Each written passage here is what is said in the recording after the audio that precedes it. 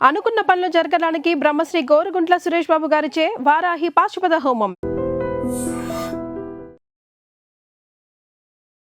శనగపప్పుతోటి కూడా కూరలు చేసే విధానం ఆంధ్ర ప్రాంతంలో చాలా ప్రఖ్యాతంగా కనపడుతుంది.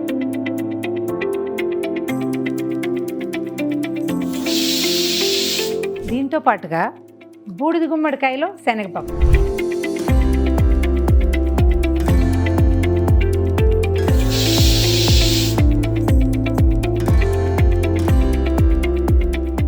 నమస్కారం.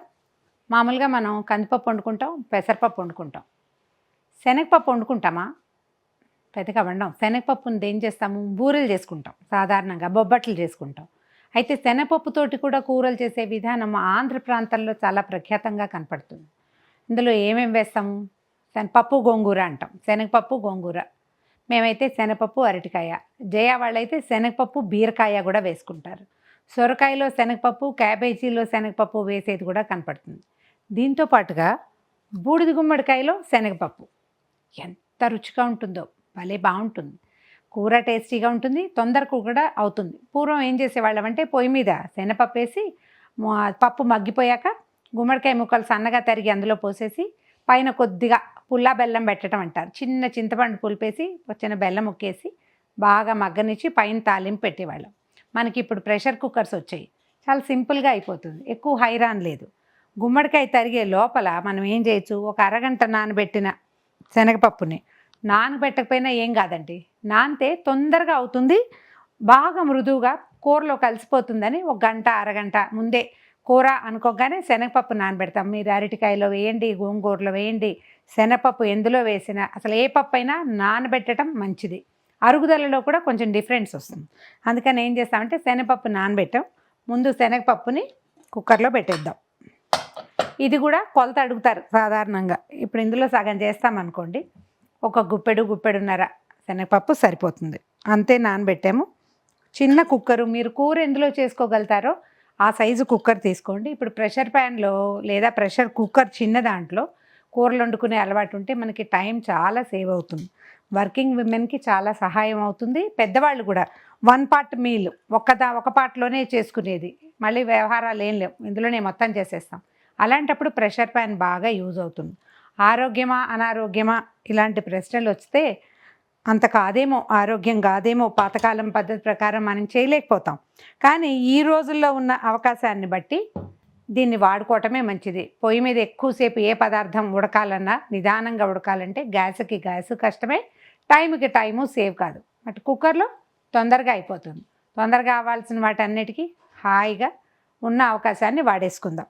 కొద్దిగా పప్పు మునిగేని నీళ్లు, ఇవే చాలు. నానిన పప్పు కదా, తొందరగా అయిపోతుంది. స్టవ్ ఆన్ చేద్దాం. పప్పుని కుక్కర్లో పెట్టేసి ఒక 2 విజిల్స్, జస్ట్ 2వ విజిల్ రాగానే ఆపేసేయచ్చు. ఈ లోపల మనం గుమ్మడికాయ తరుకుందాము. మనకి ఆకుపచ్చగా ఉంది, బాగా లేతగా ఉంది అయితే చెక్కు సుమారుగా ఉంచవచ్చు. కాదు ఇది కొద్దిగా ముదిరింది, మరీ చెక్కు కసకసలాడుతుంది అంటే చెక్కు తీసేయచ్చు. దీన్ని ఉంచినా పర్వాలేదు. ఇది సొరకాయలాగా కనపడుతుంది, అలాగా తీద్దాము. చిన్న ముక్కలు తరుక్కుందాం. మామూలుగా మనం సొరకాయ పులుసు కూర అవి చేసేటప్పుడు మీడియం సైజు ముక్కలు తరుగుతాం కదా, వేపుడికి ఆలులు తరుగుతాం, ఆ సైజు సరిపోతుంది. ఈ లోపల ఇంకో పని ఏం చేశానంటే, ఇప్పుడు నేను పెట్టిన పప్పు, నేను చేయబోయే కూరకి ఒక ఉసిరికాయ ఇంత చింతపండు సరిపోతుంది, నీటిలో వేసి పక్కన పెట్టాను. ఇవన్నీ ముందు అలవాటు చేసుకోండి, టైం సేవ్ అవుతుంది, వస్తువు వృధా కాకుండా ఉంటుంది.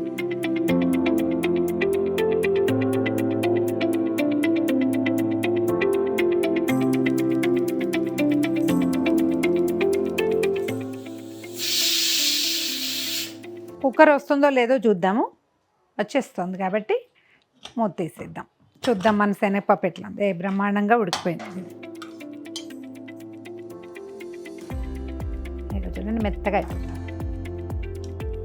ఇందులో నీళ్లు చాలా తక్కువ కూడా పోయొచ్చండి, ఎంత తక్కువ పోస్తే అంత తొందరగా అవుతుంది. ఇప్పుడు ఏం చేద్దామంటే మళ్ళీ స్టవ్ ఆన్ చేద్దాము. గుమ్మడికాయ ముక్కలు కట్ చేసి పెట్టుకున్నాం, పచ్చిమిర్చి కరివేపాకు దీని మీదే వేసి పెట్టాను. ఈ ముక్కలు అవి ఇందులో వేసేద్దాం అన్నీ. ఒక చిటికెడు పసుపు, తర్వాత ఈ కూరకు సరిపడా ఈ కనపడుతుంది కదా పదార్థం, దీనికి ఒక స్పూను అవలీలగా పడుతుంది. రాళ్ళ ఉప్పు వేసే అలవాటు ఉంటే చక్కగా వేసుకోండి. సీ సాల్ట్ చాలా మంచిది ఆరోగ్యానికి. పచ్చిమిర్చి వేసినా కూడా కారం పడుతుంది, వేసుకోవచ్చు. చింతపండు నానబెట్టి పెట్టే కదా, ఇందులో చాలా నీళ్ళు పోసి లూజ్గా చేయొద్దు, ఎందుకంటే పప్పులో అడుగును కొన్ని నీళ్ళు ఉన్నాయి, ఆ మాత్రం ఉన్నాయి. మళ్ళీ ఈ గుమ్మడికాయ బాగా నీరు వదిలిపెట్టేస్తుంది, దీంట్లో నీరు ఎక్కువ ఉంటుంది. అందుకని చింతగుజ్జు కొద్దిగా చిక్కగా తీసి పెట్టుకోవాలి. మనం నానబెట్టి పెట్టుకుంటే తొందరగానే వచ్చేస్తుంది. ఇది చూడండి.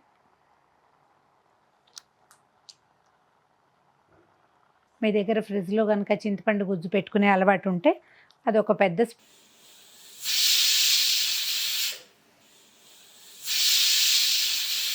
స్పూన్ వేస్తే దీనికి సరిపోతుంది.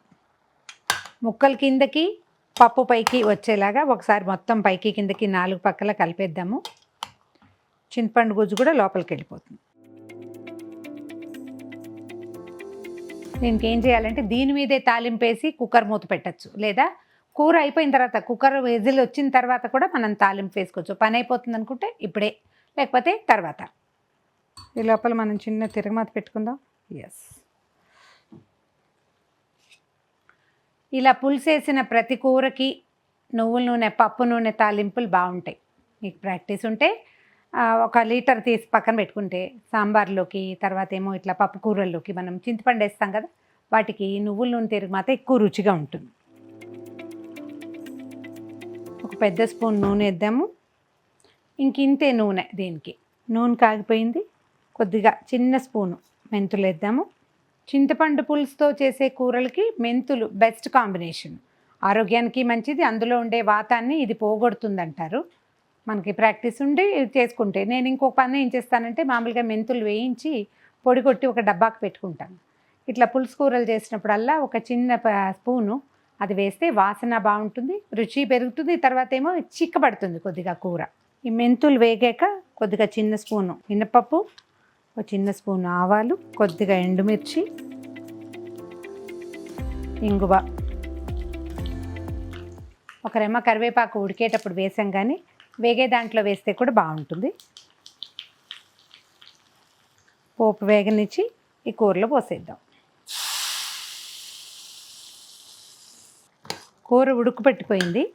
మనకేంటంటే ఇంకా బాగా మృదువుగా ముక్కలు బాగా సాఫ్ట్గా కావాలి కాబట్టి మూత పెట్టేస్తే మళ్ళీ 2 విజిల్స్ రానిచ్చామంటే కూర అయిపోతుంది. అయిపోయాక మనకు కనుక ఇలా కొంచెం తడి ఉందనుకోండి, దీంట్లోకి నేను చెప్పిన మెంతిపిండి వేసుకోవచ్చు ఒకటి. ఇంకొక 2 నిమిషాలు స్టవ్ ఆన్లోనే ఉంచి మూత తీసాక ఆన్లో ఉంచితే నీరు కాస్త ఎగిరిపోయి కూర చక్కగా అనుకనుక దగ్గరకు వచ్చేస్తుంది, బాగుంటుంది, హత్తుకున్నట్టు వస్తుంది అనమాట. ఇందులో ఇంకా బియ్య పిండి వేయటము అవి ఏం చేయక్కర్లా, దీన్ని చిక్కగా అవనివ్వాలి అంతే. పొయ్యి మీద పెట్టి మూత పెట్టేద్దాము. 2 విజిల్స్ రానిస్తే సరిపోతుంది. కుక్కర్ చల్లారిపోయింది, మూత తీసేద్దాము. ఎక్కువ తడిగా లేదు, ఇది ఎగిరిపోయింది. ఒకవేళ తడి నీరుంది, పలచగా ఉంది అనిపిస్తే మాత్రం ఇంకొక 2 నిమిషాలు మూత తీసేసాక స్టవ్ మీద ఉంచుకోవటము, కుదిరితే మెంతిపిండి వేసుకోవటము, లేకపోతే ఇలాగే ఉంచుకోవటం. చూడండి, బౌల్లోకి తీస్తాను. చూడ్డానికి అందంగా కనపడుతుంది ఎర్రగా. చల్లారితే ఇంకొంచెం దగ్గర పడుతుంది. ఒకవేళ మనకి ఇంత కారం వద్దు అని అనుకుంటే ఎర్రకారం కొద్దిగా తగ్గించుకోవచ్చు, పచ్చిమిరపకాయలు మానేయచ్చు, మన అలవాటుని బట్టి కావలసినట్టుగా వేసేసుకోవచ్చు. ఈ శనగపప్పులో మనం పులుపు కనుక వేస్తే ఖచ్చితంగా చిన్న బెల్లం వేయాలి. మీకు స్క్రీన్లో కనపడలేదు కానీ నేను చాలా చిన్నది, నేను తరిగిన ముక్క, ఎంత ముక్కలు తరిగాను ఆ సైజు చిన్న బెల్లం ముక్క యాడ్ చేశాను. వాసన బాగుంటుంది, రుచి కూడా ఎన్హాన్స్ అవుతుంది. రెండోది, చింతపండులో ఉన్న దోషగుణం తగ్గుతుంది బెల్లం వేస్తే అని చెప్తారు పెద్దవాళ్ళు. మనకి ఆయుర్వేదం వాళ్ళు కూడా చింతపండు బెల్లము మంచి కాంబినేషన్ అంటారు. ఈ ప్రకారంగా చేసుకుని చూడండి. ఇది నచ్చితే కనుక మనకి ఉల్లిపాయలు వెల్లుల్లిపాయలు హడావిడేం లేదు. ఇలాంటివి చాలా రకాల కూరలు నో ఆనియన్ నో గార్లిక్ తోటి చేసుకోవచ్చు. ట్రై చేసి చూడండి.